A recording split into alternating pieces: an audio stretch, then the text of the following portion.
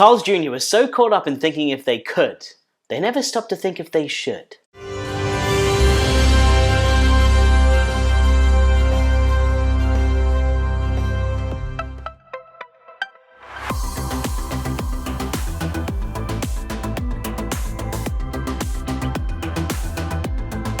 How'd you do this? I'll show you. Welcome to Lights Camera Kitchen, or should I say, welcome to Lights Camera Kitchen. Today we're going to make the Carl's Jr. Jurassic World Primal Biscuit sandwich. Now I've had a bit of a roller coaster with this episode because originally I was going to do a gelatin amber egg that they serve at Universal Studios Singapore, but unfortunately it didn't work out. That is one big pile of I'll tell you one thing though, I never want to see Jell-O ever again. So that brings me on to our sandwich today. Right now, Jurassic World Dominion is out in theaters, and to celebrate this, Carl's Jr. is running a Jurassic World menu. But the one that stood out to me that I really wanted to make was the Primal Biscuit breakfast sandwich. And in this sandwich, we've got roast beef, a fried egg, smoked cheddar cheese, and an amber-colored sauce. This sandwich is so much easier to make at home and so much better that when you take a bite, you're just gonna be like, clever girl. Not a girl. alright, let's make this thing. Okay, so as always, let's have a look at what the Primal Biscuit actually looks like. Biscuit that looks drier than the beaches of Isla Sorna, beef that's so overcooked, it looks fossilized. This is the illusion they want you to believe when you go and buy this sandwich. It's all an illusion. When we have control again. You never had control. That's the illusion. Okay, so first up, you'll want to add 2.5 cups of all-purpose flour to a large bowl. Then 1 teaspoon of salt, 1.5 tablespoons of granulated sugar, 1 tablespoon of baking powder, and whisk to combine. Then add 225 grams of cubed, unsalted, cold butter. If the butter isn't cold, then this ain't gonna work. Use your hands to mix the butter into the flour until little pea-sized crumbs appear in your mix. Then add 1 cup of buttermilk, mix it up, and pour out onto a floured work surface. Now, start kneading the dough by hand. Yes, by hand. Get ready for them hands to get sticky. After a few minutes of mixing, it will only become slightly sticky and the right dough consistency will emerge. Next, take a floured rolling pin and roll it out into a rectangle, then fold that rectangle like a letter, then roll it out again, then fold it again, then roll it out again, then fold it again, and roll it out again. Must go faster. Now, cover your dough with plastic wrap and place in the fridge for 10 minutes. Whilst you wait, remember to flour your rolling pin and work surface this time. Then roll your chilled dough out into a rectangle about 3/4 of an inch thick. And then using a biscuit cutter, cut out as many biscuits as you can. Then roll out the leftover dough and do it again. Then place on a greased parchment-lined baking sheet, brush the tops with buttermilk, then place in a preheated oven and bake for 12 to 14 minutes. Remove from the oven once golden brown, brush the tops with melted butter, go all Salt Bae and sprinkle some sea salt all over them, and you've got some flaky, buttery biscuits that you'll just want to grab, tear apart and eat immediately.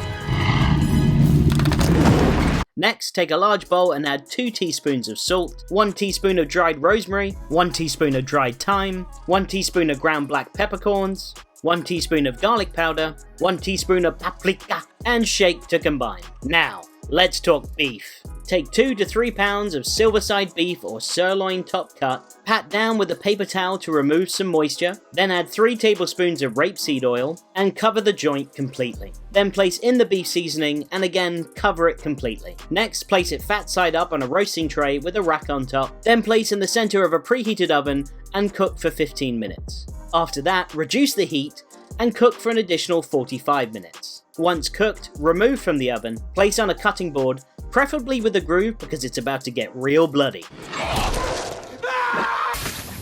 Now take your sharpest knife and slice your beef as thin as possible. If it's too thick, it'll be too chewy when taking a bite. Next up, take a medium-sized bowl and add 1 cup of mayonnaise, a 1/4 cup of tomato puree, 1 tablespoon of Dijon mustard, 1 teaspoon of lemon juice, 1 teaspoon of pickled jalapeno juice, 1 teaspoon of garlic powder, 1 teaspoon of paprika, salt to taste, mix it up, and you've hacked your sauce. Damn it! Hate this hack of crap! Now, oil a pan set on medium heat, then pick one of your finest eggs out of the bunch, and crack it straight into the pan.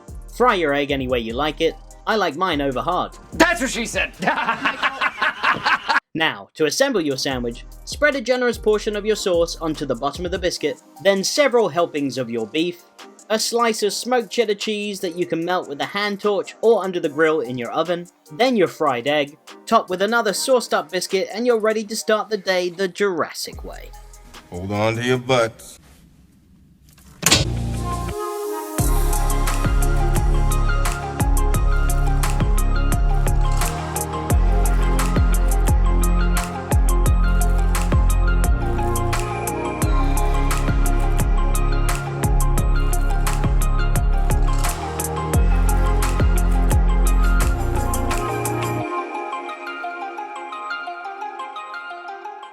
Wow, wow, wow, wow. Done it again! Let's see what this cross section looks like. Bingo. Wow. That is damn good. There's more sexiness there than Ian Malcolm's chest. Alright, I can't wait for this. I'm going in for my first bite. Oh, man. Okay, so the first thing that hits is the beef, obviously. It's so tender, it's juicy, it's just delicious. In my mouth you go. The next thing that hits is the sauce. It adds a really nice mustardy spice to the whole dish. It marries itself with the beef really well. Then that smoked cheddar on top, which just adds a nuttiness to the whole thing. Followed by the fried egg and the butteriest of biscuits. I mean, honestly guys, this sandwich rocks. No.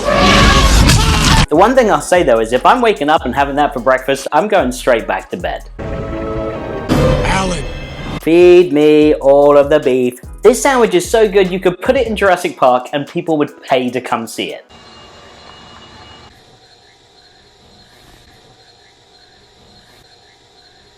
If a T-Rex came in here and I had to stop eating this so he couldn't see me move, I don't think I could do it.